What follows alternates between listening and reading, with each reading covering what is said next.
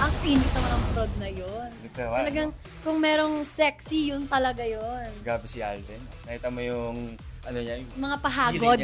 Yung mga pahagod ni ganyan. Diba? At ang may kagagawan talaga nun. Isang tao lang. Andito na rin siya. Coach Eljon. Coach Eljon, tara po. Please join us here. Hi, Coach. Hello. Mike. Hey, Coach, upo po kayo. Kamusta ka, Coach? Pagod. Joke lang. Agad. Yung agad yung sinabi. Totoo na, no? Masaya kasi nagawa nila ng perfect yung prod nila.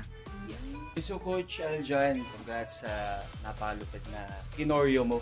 Thank you. For Alden. So, paano nyo po nabuo yung concept na yun? Specifically for Alden? Si Alden kasi naka-work ko na siya before pa lang. So, kabisado ko na yung strength niya, kung anong kaya niya, and hindi niya kaya. So, binigyan ko siya ng open choreography.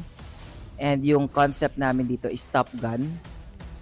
And nag-research ako ng Top Gun na movie kasi hindi ko pa siya napapanood talaga. So, nag-research ako ng mga trailer, ganyan-ganyan ko paano. So, binase ko yun sa choreography ko din. Para may bago naman ipakita siya pala sa performance niya ngayon. Kasi ngayon na lang ulit siya nagbalik sa sayaw ng bogang sayawan eh.